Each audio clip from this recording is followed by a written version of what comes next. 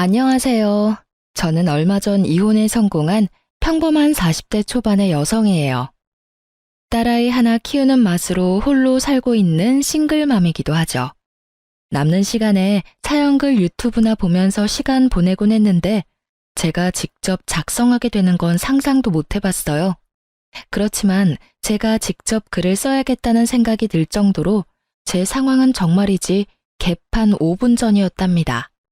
지금이야 이미 이혼 과정이 다 끝나고 정리가 된 마당이지만 그 당시에만 하더라도 저뿐만이 아니라 이 이혼과 관계된 사람들 모두 너덜너덜해졌거든요. 저와 남편은 정말이지 오랜 기간 사귀었어요. 솔직하게 말하면 남편이 질질 끌었다고 해야겠죠. 남편은 무슨 이유에서인지 결혼에 대한 생각이 없었고 저는 결혼에 대한 막연한 동경 같은 것이 있었어요. 그리고 무엇보다도 나이가 들면서 하나하나 자리 잡아가는 친구들을 보니 저도 그렇게 안정적인 자리를 잡고 싶다는 생각을 했거든요. 그래서 마지막으로 당시의 남친이었던 남편에게 통보했었죠. 우리 5년 사귀었고 결혼 생각 없으면 이쯤에서 접자였어요. 그때 왜 결혼을 하기 싫어했는지 이혼하는 과정에서 알게 됐어요. 남편이 간을 보고 있었더라고요. 본인은 신중했다고 말하지만 저는 전혀 그렇게 생각하지 않거든요. 당시에는 그런 찝찝함이 있었지만 결혼 후에는 그런 찝찝함도 사라졌어요. 남편이 잘해줬거든요. 그런데 의외의 문제가 제 발목을 잡았죠. 바로 시부와 시모 때문이었어요. 시부는 돈이 좀 많았어요. 물론 지방에 살고 있으니 엄청 부자는 아니었지만 그래도 자수성가한 타입이었거든요. 그런 시부가 늦바람이 나서 매번 시모와 싸우는 거예요. 두 사람만 싸우면 되는 일인데 시모는 매번 싸우면 저희 집에 오는 거예요. 솔직하게 말해서 어느 한쪽 편을 들라고 했으면 더 편했을지도 모르죠. 계산 따라서 더 이득인 쪽에 붙으면 됐을 테니까. 하지만 그렇게 할 수도 없는 게 남편이 시부 밑에서 일하고 있었거든요. 시부 탓을 해버리면 남편 입장이 곤란해지는 거죠. 그리고 와이프인 저도 그 아슬아슬한 줄타기에 매번 동원돼야 했고요. 남편은 그런 시모도 시부도 대면대면하게 대했고 결국 시모의 감정 관리는 모두 제 몫이었죠. 저는 시부가 왜 바람 피는지 누구와 바람이 났는지 그런 건 하나도 궁금하지 않았어요. 알면 아는 대로 피곤해질 일이고 솔직하게 말해서 너무 깊이 파고들 생각도 들지 않았거든요. 그렇지만 시모는 달랐어요. 저희 집에 와서 시부의 내연녀에 대한 이야기를 하며 제게 스트레스를 모두 퍼부어 버리더라고요. 처음에는 며느리에게 그런 모습 보이기 싫어서였는지 체면치레하려고 그랬는지 저희 집에는 오지 않고 남편에게 전화로만 하소연했었거든요. 하지만 결혼 후 1년이 지나기 시작하니 시부와 싸울 때마다 저희 집으로 찾아오더군요. 처음에는 그런 시모를 잘 달래야겠다고 생각했죠. 저도 사람이고 여자인데 바람피는 시부에 대한 분노가 없었겠어요? 시모가 딱하다고 생각했는데 나중에 알고 보니 꼭 시부가 잘못한 것만도 아니더군요.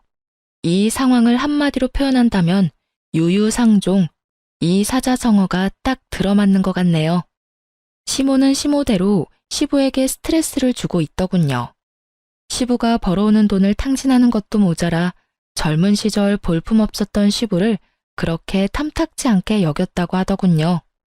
와이프한테 무시당하고 벌어온 돈 다 착취당하면 늦바람이 나도 어쩔 수 없겠다는 생각이 들 정도로 두 사람의 역사는 참으로 치열했어요. 그렇지만 그건 두 사람의 문제고 저희와는 관련이 없는 일인데도 시모는 저희 집에 와서 그 스트레스를 풀어버리는 거예요. 남은 사람들에게 쌓일 스트레스는 생각도 않고 말이죠. 밥을 해주면 밥투정, 청소해주면 마음에 안 든다며 다시 하라고 하고 정말로 시모의 투정과 억지가 대단했어요. 저도 참기만 한 건 아니었어요. 몇 번을 남편과 시모에게 이야기하고 하소연도 했지만 돌아오는 건 싸늘한 눈빛과 네가 이해하라는 말뿐. 괜히 남편이 남의 편인 게 아니더라고요. 그리고 결국 사건이 터져버렸죠. 그날은 친정엄마의 생일이었어요. 한 달 전에 미리 남편에게 엄마의 생일을 알려줬었죠. 그런데 시모가 엄마 생일 일주일 전부터 저희 집에 와서는 집에 갈 생각을 안 하더군요. 친정엄마 생일 전에는 가겠지 싶었는데 아예 눌러앉기로 작정을 했는지 시모는 꿈쩍도 안 했어요. 결국 친정엄마 생일날 점심 식사에 시모에게 제가 먼저 말했어요.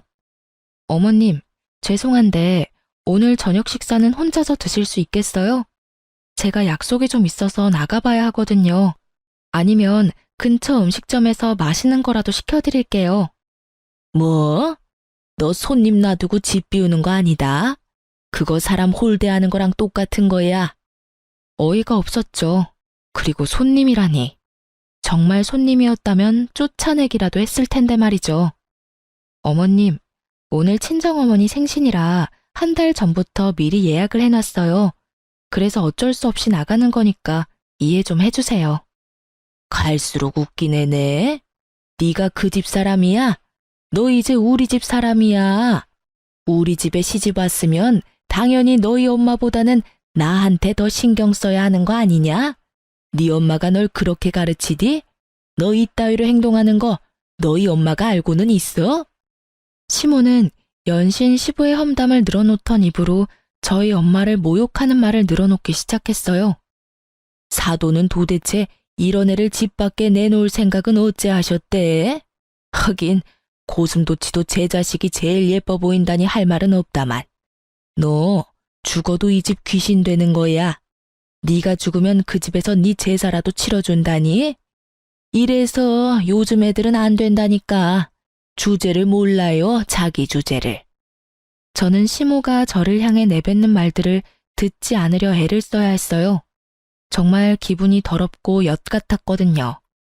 저는 착한 사람이 아니에요. 그리고 인내심이 그리 좋은 사람도 아니었고요. 평범한 사람이었어요. 모욕받으면 열받고 욕 들으면 두 배로 욕해주고 싶은 평범한 사람. 그렇지만 어른에게 그렇게 할 순 없다는 생각으로 그냥 무시했어요. 시모가 뭐라고 뒤에서 떠들던지 들리지 않는 척하며 씻고 화장하고 생일 잔치에 갈 준비를 했죠.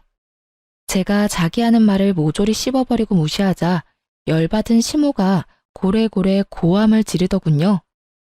야, 네가 뭔데 날 무시해? 이런 싸가지 없는 년을 봤나? 네 엄마도 이렇게 싸가지 없겠지? 원래 윗물이 맑아야 아랫물이 맑은 법이다. 네 엄마가 널 이렇게 예의라고는 쌈 싸먹은 년으로 키워서 네가 이 모양 이 꼴 아니겠냐? 야, 여기 보라는 말 안 들려? 그만 좀 하세요. 저한테 왜 소리 지르시는데요? 열받는 일 있으면 당신 자식한테 하시면 되잖아요. 며느리한테 열받는 감정 다 털어서 버리시면 그렇게 기분이 좋으세요? 싸가지가 없는 게 누군데 여기서 저한테 막말하시는데요. 부모 생일 잔치도 못 가게 하는 시어머니야말로 싸가지 없는 사람 아닌가요? 며느리한테 불효 저지르라고 말하는 시어머니가 어딜 봐서 깨끗한 사람이냐고요. 이게 정신이 나갔나?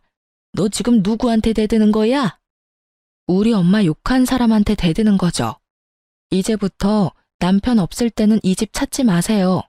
저는 어머님 자식 아니고 며느리예요. 엄연히 남의 귀한 자식이고 존중받아야 할 사람이라고요. 열받고 화나는 일 있으면 당신 자식한테 그 스트레스 다 푸세요. 남의 자식한테 스트레스 풀지 마시고. 저는 결국 크게 화를 내고 집 밖으로 나와버렸어요. 남편도 오늘 장모님 생일인 걸 알고 있으니 알아서 올 거라고 생각하고 따로 연락도 하지 않았어요. 솔직하게 말하면 남편 얼굴 보고 싶은 마음이 전혀 없었거든요. 지금 보면 싸움만 할 것 같아서 연락하지 않았어요. 저녁이 되면 이 불같은 감정도 가라앉을 테니 그때 남편 보면 되겠지 싶었거든요. 그런데 남편이 약속 장소에 오지 않더군요. 아무리 기다려도 오지 않고 이미 생일 식사는 시작돼서 결국 남편에게 전화했어요. 당신 도대체 어디... 야, 너 우리 엄마한테 무슨 말 했어? 왜 엄마가 집에서 혼자 울고 계시냐고. 당신 지금 집이야? 그래, 집이다. 넌 집구석 엉망으로 만들고 어딜 기어나간 거야? 주말에 청소 좀 하라는 말이 그렇게 고깝게 들렸냐? 어른이 그런 말 할 수도 있지. 그거 가지고 지금 열받았다고 시위하려고 밖에 나갔어? 당신 그럼 지금 준비 하나도 안 하고 집에 있는 거네? 준비는 무슨 준비를 해? 오늘 주말 근무하고 피곤해 죽겠구만. 야, 이 새끼야. 넌 지금 집에 있으면 안 되지. 무슨 소리 하는 건데? 엄마 지금 울고 계신다고. 당신이나 지금 집에 들어와야지. 우리 엄마 생일 오늘이라고 내가 말했어, 안 했어? 그게 오늘이었어? 그래, 이 새끼야. 네 마누라 엄마 생신이다. 한 달 전부터 말했잖아. 준비 자체를 안 한 거 보니 완전 잊어버린 거 확실하네. 그치만 당신이 집을 이렇게 만들어 놓고 나가서 나도 정신이 없었다고. 그런 일이었으면 엄마한테 그렇다고 나가면 될 일이지. 왜 엄마는 울려? 싸가지 없는 년, 너는 죽어도 이 집 귀신이다. 친정엄마 생일은 중요하고 나는 안 중요하냐? 그게 내가 어머님한테 들은 말이거든? 알지도 못하면서 지금 어머님 편 들고 있나 본데 당신이야말로 나한테 이러면 안 되지. 바쁜 당신 대신 어머님 감정 쓰레기통 된 게 나야. 내가 그 감정 다 받아내고 치우고 대신 스트레스 받고 있었거든? 원래는 다 네가 해야 되는 일이고. 그렇다고 어른한테 소리를 지르고 가면 내 욕만 했으면 나도 참았지. 근데 왜 우리 엄마를 들먹여? 누구는 남의 부모 이야기 못해서 참는 줄 알아? 어머님이 하신 말 중에 한 가지는 정확하게 들어맞네. 윗물이 맑아야 아랫물이 맑다더니 봐봐. 사돈 욕하면서 엄마 생일에 보내주지도 않으려는 어머님이나 장모님 생일 같은 건 싸그리 잊어버리고 대리효도 해준 나한테 화내는 당신이나 똑같다. 그치? 제 말에 남편 놈은 할 말이 없는지 말이 없더라고요. 그렇다고 그 침묵이 미안함을 뜻하는 게 아니라는 건 잘 알고 있었어요. 미안했다면 미안했다고 말했겠죠. 장모 생일도 모르는 놈이랑 결혼한 내 팔자가 참 웃겨. 어머님한테 전해. 그리고 당신도 잘 듣고. 대접을 받고 싶으면 대접 받을 만한 행동을 좀 하라고. 남한테 다 맡겨놓고 혼자 편안하게 지내는 거 나한테 미안하지도 않아? 어머님도 아버님이랑 사이 안 좋은 건 알겠는데 나한테 와서 그런 말 하면 다 자기 얼굴에 침 뱉는 일인 거 몰라서 지금 나한테 그러시는 거야? 당신이 봤을 때 아니다 싶으면 끊었어야지. 언제까지 나한테 다 맡겨놓을 셈이었니? 결국 남편은 헐레벌떡 뒤늦게 친정엄마의 생일에 찾아왔어요. 솔직히 용서해주고 싶은 마음은 눈꼽만큼도 없었어요. 이 사람과의 결혼 생활에 의심이 들기 시작한 게 그때가 시작이었던 것 같아요. 제 기분은 최악이었고 남편 놈은 눈치만 보더군요. 그날 저녁 집에 오는 길, 차에서 남편이 먼저 말하더군요. 여보, 미안해. 나는 장모님 생일을 잊은 게 아니고 어제까지는 분명히 생각하고 있었거든. 그런데 갑자기 집에 어머니가 울고 계시는 바람에 나도 모르게 잊어버린 거야. 누가 뭐래? 자기 부모 자기가 챙기는 거 맞지. 그러니까 앞으로도 당신이 어머님 챙겨. 나는 내 부모님 챙길 테니까. 그럼 됐지? 그러니까 앞으로 어머님 집에 오실 때마다 당신이 맡아서 어머님 받으려. 설마 어머님이 당신한테까지 막말하진 않겠지. 얼마나 귀한 아들인데 나쁜 말을 해? 순전히 남의 자식이니까 나쁜 말도 할 수 있는 거잖아. 뼈를 때리는 제 말에 남편은 입을 꾹 닫더군요. 자기가 해결할 수 있는 문제가 아니라고 생각한 듯 하더라고요. 집에 돌아갔더니 시모는 돌아갔더군요.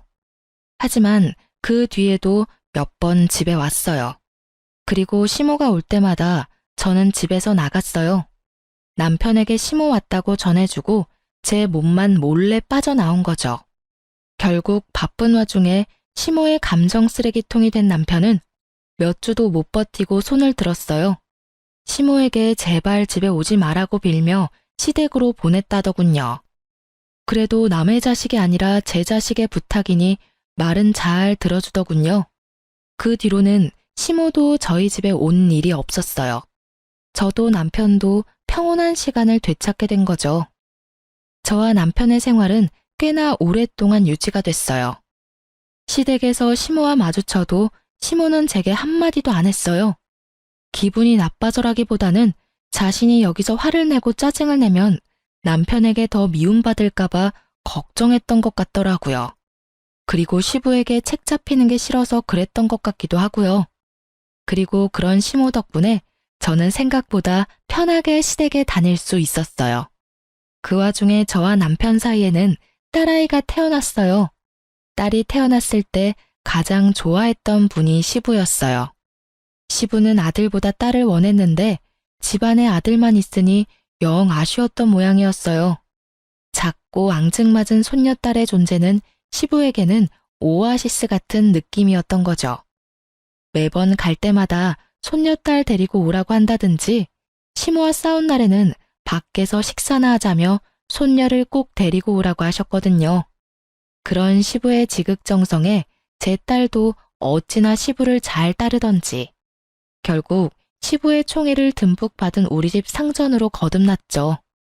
그렇게 즐겁고 평온한 시간이 계속될 거라 생각한 어느 날 남편이 회식이 있으니 늦을 것 같다는 카톡을 보내왔어요. 그 카톡을 보면서 저는 별 생각 없었어요. 요즘 자주 늦네? 이런 정도였죠. 승진과 각종 행사가 많았던 연말이었거든요. 그래서 늦는 것도 어쩔 수 없다는 생각이었고 저는 사회생활도 업무의 연장선이라고 보는 타입이라서 딱히 회식을 싫어한다거나 하지 말라고 한 적은 없었어요. 그런데 그날은 좀 특별했어요. 낮부터 애가 열이 나는 데다가 약을 먹여도 3시간 만에 다시 열이 오르고 다시 약을 먹이고 이런 상황의 연속이었거든요. 걷잡을 수 없이 열이 올랐을 때는 이미 자정이 다 되어가는 시간이었어요. 혼자 애를 데리고 병원으로 갈 자신이 없었고 남편에게 연락부터 했어요. 그런데 전화기가 꺼져 있더군요. 결국 전화번호를 뒤지다가 정말 우연히 받아놓은 남편 부하 직원의 연락처를 발견했죠. 그 부하 직원이라면 분명히 남편과 같이 있을 거라는 생각으로 그 사람에게 전화를 했어요. 늦은 시간에 죄송해요. 지금 회식하는데 남편 옆에 있죠? 이 사람이 전화기가 꺼져 있던데. 에? 회식이요? 저희 회식은 다음 주에 잡혀 있는데요.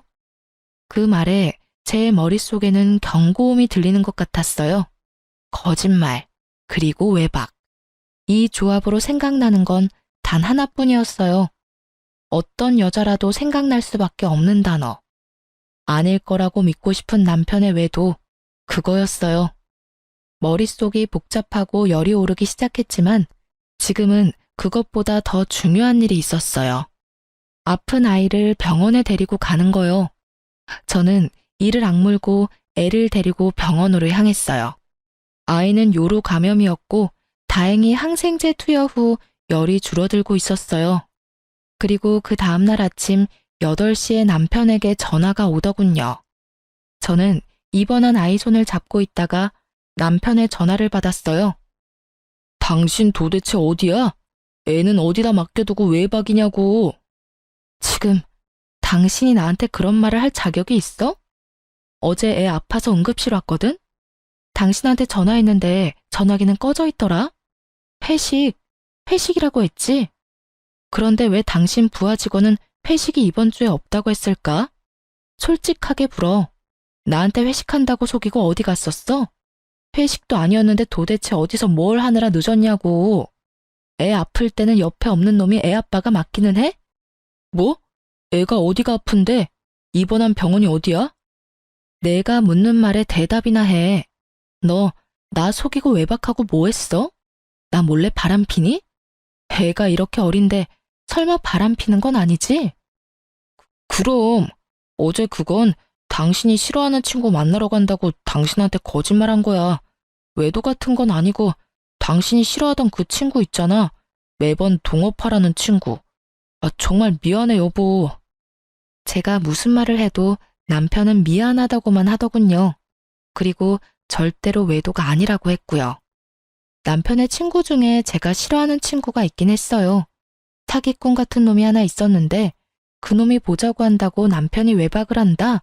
그건 아니라고 생각했어요. 남편도 그 친구를 곤란해하는 게 눈에 보여서 제가 남편 대신 그 친구 못 만나도록 못 박은 거거든요. 그 친구한테 제 핑계대고 피하라고. 그러니 그런 친구 때문에 외박을 할 리가 절대 없어요. 저는 남편의 사과를 받아들이는 척 하면서 남편 차 조수석 뒤에 녹음기를 넣어뒀어요. 아니면 다행이고 만약 맞다면 족쳐야 하니까요. 그리고 저는 남편 놈의 더러운 거짓말을 다시 알게 됐죠. 차 안에 놔둔 녹음기에 남편의 전화 내용이 고스란히 녹음됐거든요. 여자와 함께 만나 대화하는 내용뿐만 아니라 와이프에게 들켰으니 이제 만나는 거 조심해서 만나자는 내용도 있었어요. 그 대화 내용을 듣는데 얼마나 웃겼는지 아세요? 두 사람이서 절대로 들키지 않을 계획을 열심히 짜더군요. 폰 들키는 거 대비한 세컨폰 만드는 것부터 세컨폰 숨겨뒀을 때는 네이버 블로그 댓글창을 이용해 대화하자고요. 배신감에 저는 남편 놈에게 복수심을 활활 불태웠어요. 솔직하게 말하면 당장이라도 남편과 상간녀에게 달려가 제게 눈물 흘리게 만든 값을 받아내고 싶었어요. 그렇지만 이때 저는 그런 생각을 했죠. 제가 이혼을 하지 않겠다고 다짐했다 하더라도 상황이 어떻게 굴러갈지는 알 수 없을 거라고. 그래서 저는 증거를 모으기 위해서 남편과 상간녀를 미행하기로 했어요. 남편을 미행해서 상간녀의 집을 알아냈고 상간녀의 집 앞을 지키고 섰어요. 그런데 얼마 뒤 저는 정말로 당황할 수밖에 없었어요. 정말로 의외의 인물이 밖으로 나왔거든요. 저는 너무 당황한 상태로 사진부터 찍었어요. 상간녀에게 직접 가서 따지려고 했던 제 계획은 잠시 뒤로 물렸어요. 저는 계획을 바꿔서 남편부터 추궁하기로 했어요. 그리고 여차하는 순간 저 인물이 저에게는 도움이 될 것 같았거든요. 저는 그날 저녁 남편에게 가서 말했어요. 나랑 이야기 좀 해. 당신 나 말고 다른 여자 생긴 거 맞지? 갑자기 무슨 말이야. 이상한 소리 하지 말고 식사나 하자. 말 돌리지 말고. 나 당신 차 안에 녹음기 넣어놨었어. 거기 이미 다 녹음됐더라고. 당신이랑 그 여자 작당하는 거. 지금 당장 헤어져. 그러면 내가 용서해 줄게. 용서? 야, 네가 뭔데 날 용서하고 말고 해. 진짜 어이가 없어서. 내가 바람을 피든 말든 당신이 뭔 상관인데? 나도 당신처럼 성질 더러운 여자랑 사는 거 싫어. 그 성질 더러운 여자 싫으면 결혼은 왜 하자고 그랬어? 그리고 처음부터 내가 성질이 더러웠어? 너랑 네 엄마한테 그만큼 당하는데 성질이 안 더러워지는 게 이상하지. 그래서 어쩔 건데?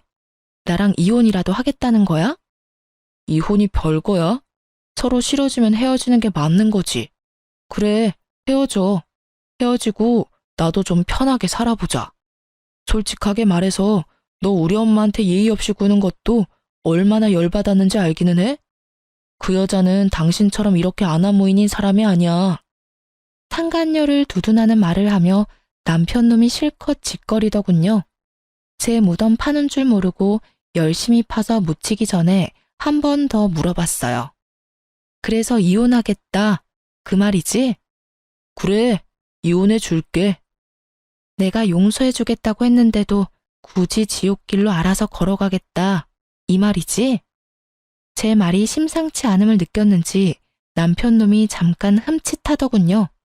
그렇지만 자기도 뱉은 말이 있으니 번복하지는 않더군요. 뭐든지 법대로 할 거야, 법대로. 그래, 그럼 이혼해 줄게. 아버님이랑 어머님한테 이야기하러 가자. 당신 바람나서 애랑 나 버리고 이혼하겠다고 이야기할게. 남편놈 얼굴이 새카맣게 변하더군요. 시아버지 밑에서 일하는 남편놈은 자기 딸이 시아버지의 마음을 얼마나 많이 사로잡았는지 잘 알고 있었거든요. 친권이랑 양육권은 안 줄 거야. 넌 나한테 주게 되어 있어. 이 이혼은 전적으로 다 네 탓이니까. 넌 바람을 폈고 너희 엄마는 나를 괴롭히고 내 친정을 모욕했지. 게다가 아이가 아플 때도 바람을 폈으니 애를 데려갈 자격이 있기나 하겠어?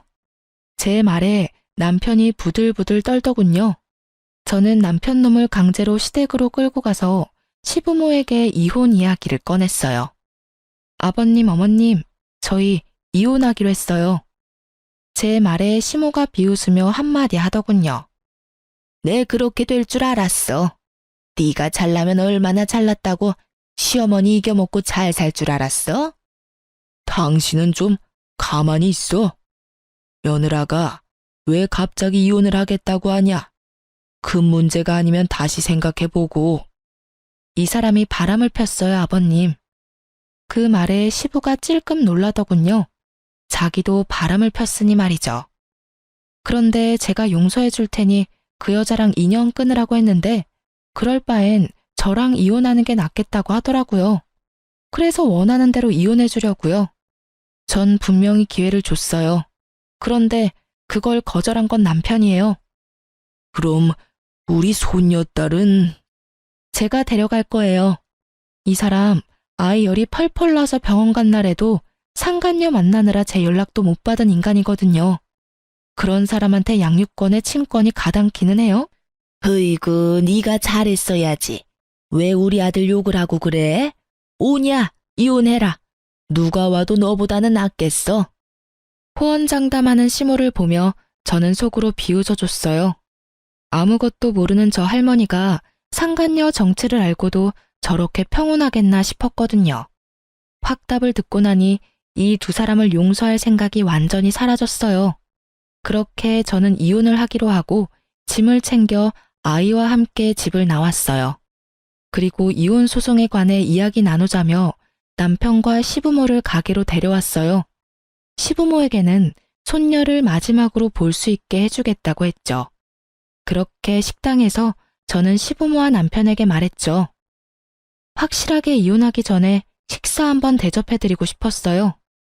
아가, 이혼은 다시 한 번 더 생각해보거라. 이 빚덩이 같은 것이 아버지 없이 살면 얼마나 힘들겠니? 당신은 왜 그런 말을 해요? 제가 뭐라고 그렇게 두둔하냐고요? 그리고 넌 뭐가 그렇게 매번 당당해? 식사 대접? 웃기고 앉았네. 네가 왜 우리한테 식사를 대접해? 뭔 꿍꿍이가 있으니까 불렀겠지. 우리 아들한테서 얼마나 뜯어먹을 작정이야? 말씀이 심하시네요. 뜯어먹기는 누가 누굴 뜯어먹어요? 그건 어머님이 곧 하시게 될 텐데요. 저의 말과 함께 방 밖에서 똑똑 노크 소리가 들렸어요. 손님이 오신 모양이네요. 애초부터 식사 자리는 6명으로 세팅이 되어 있었어요. 제가 상간녀를 불렀거든요. 어차피 하게 될 상견례 미리부터 시켜주려고요. 그리고 문이 열리고 들어선 사람들의 얼굴을 보고 시부모와 남편의 얼굴이 완전 경악으로 물들었어요. 인사들 하세요. 남편 상간녀랑 그 어머님이세요. 저 년이 왜 여기를 왜 와? 시모가 숨 넘어갈 듯 소리치고 있었어요. 그리고 시부는 아무 말도 못하고 눈만 질끈 감고 있었고요. 남편은 이 상황이 어이없는지 저한테 그러더군요. 당신 왜 이 사람 부른 거야? 어차피 나랑 이혼하고 저 여자랑 결혼할 거잖아. 미리 상견례 좀 시켜드리려고 불렀지. 그게 지금 말이라고? 남편 말이 끝나기도 전에 시모가 남편을 바라보며 잔뜩 화난 목소리로 물었어요. 아들, 너 설마 전년 딸년이랑 바람난 건 아니지? 에? 어머니, 무슨 말씀하시는 건지. 전년 저거 네 아버지 내연녀야 이놈아. 너 도대체 어디서 누구를 만나고 다닌 거야? 뭐라고요? 남편이 놀라서 상간녀를 바라보았고 상간녀도 몰랐는지 남편을 놀란 얼굴로 쳐다보더군요. 내가 전년 때문에 마음고생한 거 생각하면 네가 나한테 이러면 안 되지. 아들까지 전년 딸한테 놀아나고 지금 뭐 하는 짓들이야? 남편이고 아들이고 도움되는 것들이 없어? 아버지, 이게 대체 다 무슨 소리예요? 아버지가 바람 피운 상대가 정말로... 시부는 말이 없었고 시부의 내연녀도 말이 없었죠. 저는 남편에게 말했죠. 당신이 나랑 이혼하고 싶은 게 저 여자 때문이었잖아. 저 여자가 그렇게 좋다며? 그럼 둘이 결혼해. 할 수 있으면. 나는 어차피 이혼할 건데 그렇다고 두 사람이 내 눈에 눈물 흘려놓고 행복하게 하하호호 사는 건 보고 싶지가 않거든? 그리고 어차피 지금 알게 되나 나중에 알게 되나 알게 되는 건 시간 문제였으니까 나한테 고마워해. 제 말에 남편 놈이 그제야 제가 이런 일을 벌인 걸 알고 온몸을 부들거리며 소리치더군요. 당신 진짜 어떻게 이런 짓을... 너야말로 나한테 어떻게 그런 짓을 해? 말은 바로 해. 용서해주겠다고 한 사람은 나고 그걸 거절하겠다고 한 사람은 너야. 열심히 네 무덤 파고 있는 거 보면서 즐거웠다 미친놈아. 말을 잇지를 못하는 남편에게서 눈을 돌려 얼굴이 벌겋게 된 채 시부의 내연녀를 바라보는 시모에게 말했어요. 어떤 여자가 와도 저보다는 낫겠다고 하셨으니 며느리 잘 대해주세요. 아드님이 아주 사랑하는 여자라고 하더라고요. 저랑은 다르게 싹싹하다던데. 그쪽 아들이 며느리 한번 잘 골라왔네요. 그쵸? 그리고 딸을 저리 키운 상간녀의 엄마에게도 잊지 않고 말해줬죠.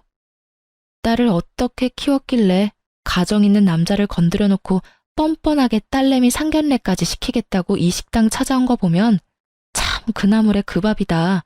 그쵸? 엄마 닮아서 그런가? 남자 후리는 솜씨도 대단하고요.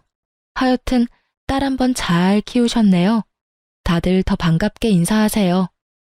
하나하나 성질 긁어대는 제 소리에 시모가 완전 열이 받을 대로 받았더라고요. 너 이렇게 될 줄 알고 여기 불렀지? 뭐 때문에 이런 여자 불렀어? 너 이런다고 내가 이혼 반대할 것 같아? 무서운 말씀 하시네요. 저는 이혼할 거예요. 거기에는 어머님 지분도 있는 거 아시죠? 매번 저희 집에 와서 저 시집살이 시키는 것도 모자라서 시아버지랑 내연녀 욕해대면서 불쾌한 감정 저한테 다 쏟아내셨잖아요. 그런 분을 어떻게 모시고 살아요? 시모는 약이 단단히 오른 듯 했어요. 하지만 더 이상 그 화살을 저한테 돌리지는 않았어요. 바로 시부에게 한바탕 쏟아내더군요. 당신 때문에 내가 이게 무슨 꼴이야. 저 새파랗게 어린 년 때문에 내가 당한 꼴을 봐. 당신이 저런 년이랑 바람만 피우지 않았어도 내가 이렇게 꼬투리 잡힐 일이 없었을 거라고. 저번에도 말했지만 나는 절대로 당신이랑 이혼 못해. 아이고 내 팔자야. 어떻게 남편 복도 없는 년이 자식 복, 며느리 복까지 없어서 이 수모를 당하고 살아? 너도 마찬가지야 이놈 자식아. 네 아버지만으로는 부족하더냐? 할 짓이 없어서 계집질을 해. 그것도 저런 년 딸한테 홀딱 빠져가지고. 어떻게 너마저 나를 배신해? 시모가 쏟아붓는 말에 남편 얼굴이 하얗게 질리더군요. 재혼? 꿈도 못 꾸겠죠. 제 어미 가슴에 못 박은 여자딸이랑 무슨 결혼을 해요? 혼인의 혼자만 꺼내도 시모가 뒤로 넘어갈 판인데. 이게 다 무슨 일이야? 엄마, 이야기 좀 해봐. 엄마 만나는 사람이 이 사람 아버지야? 상간녀도 제 어머니가 어떤 사람인지를 알았어요. 너야말로 이게 다 무슨 일이야? 너 제대로 된 남자 만난다고 하지 않았어? 그런데 불륜? 상간녀의 어머니도 자기 딸이 어떤 사람인지 알게 됐죠. 엄마야말로 불륜이잖아. 나한테는 일찍 사별하고 돈만 많이 벌어다 놓은 영감이라며. 얘가 못하는 소리가 없어? 엄마가 언제 그렇게 말했어? 엄마는 나한테 화내면 안 되지. 엄마도 똑같이, 아니, 나보다 더한 짓 했으면서. 결국 이 집도 저 집도 똑같이 풍비박산이 나버렸죠. 그리고 그 와중에 웃는 건 저뿐이었고요. 정말 너무나 통쾌하기 짝이 없는 장면들이었어요. 상간녀와 남편의 행복한 미래는 이미 산산조각 났고 두 사람의 암울한 미래 앞에는 부모님들이 있었죠. 서로가 서로를 물고 뜯는 상황을 보며 저는 차분히 모든 걸 보고 있었어요. 그러게 남의 눈에 눈물 흘리게 만들면 자기 눈에는 피눈물 나는 거 미리 알았어야죠. 서로 물고 뜯다가 잠시 소강 상태가 되자 저는 그제야 가방에서 이혼 서류 꺼내 남편에게 던져줬어요. 이혼 서류야. 내가 작성할 건 이미 다 했고 나머지는 당신이 작성해서 내. 소송 때 보자. 아, 그리고 미리 축하해. 두 사람 행복하게 살았으면 좋겠네. 절대로 이루어질 수 없는 두 사람의 미래를 축하하며 저는 자리를 떠났습니다. 남은 사람들이야 신경 쓸 필요 있나요? 저도 제 감정 추스리기에 바쁜 사람인데 이 와중에 날 엿먹인 인간들을 위한 배려 같은 건 필요 없잖아요. 그렇게 이혼은 진행됐어요. 남편 놈도 그 상간녀를 포기하지 못한 듯 보였어요. 하긴 뜯어내면 뜯어낼수록 더 들러붙는 게 불륜 사이라고 하지 않던가요. 그렇지만 부모들이 그걸 바라지 않는데 두 사람이 그 뜻을 이룰 수는 없겠죠. 시모는 결국 그 일 이후로 완전 정신적인 타격을 받아서 정신과에 다니고 있다고 하더라고요. 시부의 배신 때문에 그렇게 열받아서 저한테 모든 걸 쏟아내던 시모였는데 결국 아들놈까지 자기를 배신하는 짓을 했으니 정신이 남아나겠어요? 저 같아도 정신과 다닐 만큼 타격을 받았겠죠. 어떤 여자라도 저보다 낫겠다며 그렇게 호언장담을 하며 이혼하라고 떵떵거리더니 정작 이혼하고 나서 아들이 데려온 여자가 시부 내연녀의 딸이라니 게다가 얼마나 웃겨요? 남편 바람난 것 때문에 그렇게 열받은 사람이 아들 바람나서 며느리가 이혼하게 됐는데 잘 됐다며 이혼하라고 말하는 것 자체가 말이죠. 저 같으면 자기 아비랑 똑같은 짓 했다면서 냅다 두드려 패버렸을지도 모르는데 역시 남다른 정신세계를 가지고 있는 분이셨어요. 그리고 남편은 정말 웃겼어요. 이혼 소송 중에 시부와 남편 저 셋이 다시 만난 적이 있었거든요. 시부가 불러들인 거였어요. 시부가 저한테 그러더라고요. 너 정말로 이혼할 생각이냐? 나는 너희가 이혼하지 않았으면 좋겠다. 내가 아들에게 나쁜 영향을 줬다고는 생각하지만 그렇다고 아들이 잘못된 상대와 재혼하는 건 아니라고 생각하거든. 아버지, 저희 정말로 이혼할 거예요. 그리고 저는 이 사람보다 그 여자가 더 좋다고요. 아버지가 이해 좀 해주실 수 없어요? 안 된다면 절대로 안 돼. 그 여자 말고 다른 여자를 데려왔으면 또 모를까. 너는 그 여자가 어떤 여자인지 알면서도 나한테 재혼 이야기를 꺼내? 그리고 손녀딸이랑 며느리 다시 데려오지 않으면 너한테는 절대 상속 같은 건 없어. 알았어? 아버지, 잘못한 건 제가 아니라 아버지잖아요.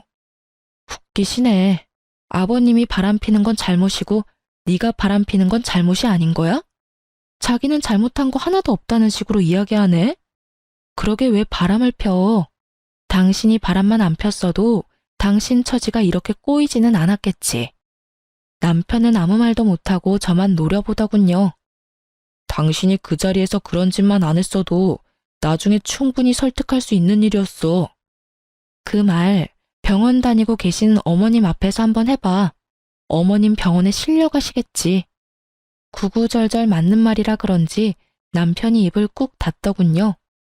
너희가 헤어진다고 해도 너희 딸은 내 손녀다. 그것만은 잊지 말아라. 그리고 며느라가 네가 한 달에 한 번만이라도 손녀 데리고 나를 찾아와주면 나도 너한테 위자료를 지급할 생각이다. 그렇게 해주겠니? 네, 그리 원하시면 매달 와서 보여드릴게요. 그 순간 위자료가 탐났다기보다는 아이에게서 든든한 보호자를 뺏을 수 없다는 생각 때문에 받아들인 제안이었는데 생각보다 더 큰 위자료를 주시더라고요. 지금 남편과 같이 살고 있던 시부 명의 아파트요. 그걸 제 앞으로 해주셨거든요. 저는 제가 마음 놓고 살 수 있는 공간이 생긴 터라 마음이 놓였고 남편 놈은 다시 시부의 눈이 닿는 곳에 들어가게 됐죠.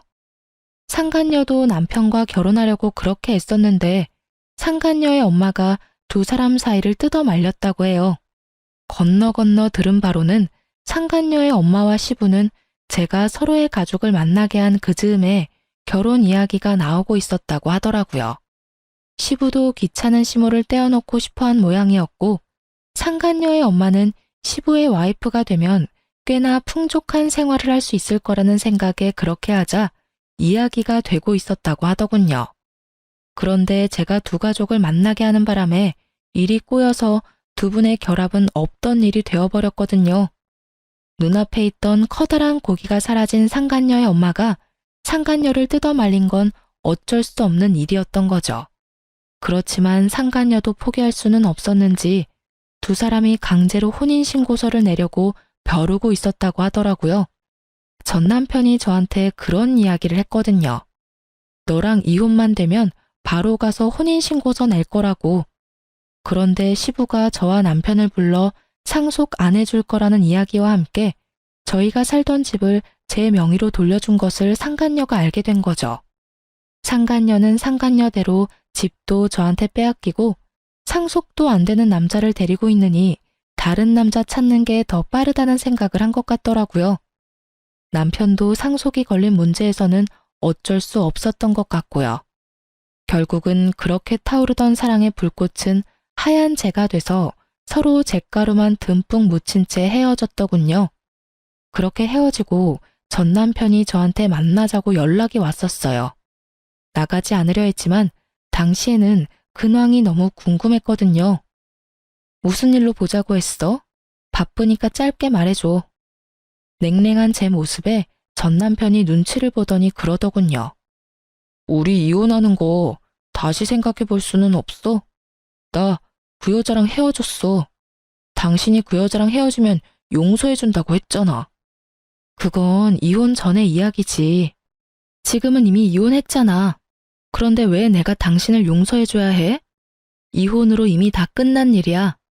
그 제안을 받아들이려면 그때 받아들였어야지. 왜 이제 와서 아쉬운 소리를 해? 내가 정말로 잘못했어. 그런 여자인지도 몰랐고. 아버지랑 그렇게 엮인 사이인지도 몰랐단 말이야. 솔직히 따지고 보면 나도 피해자인데. 그래. 근데 나한테 당신은 가해자야. 내 가슴에 비수 꽂고 다른 년이랑 바람난 전 남편.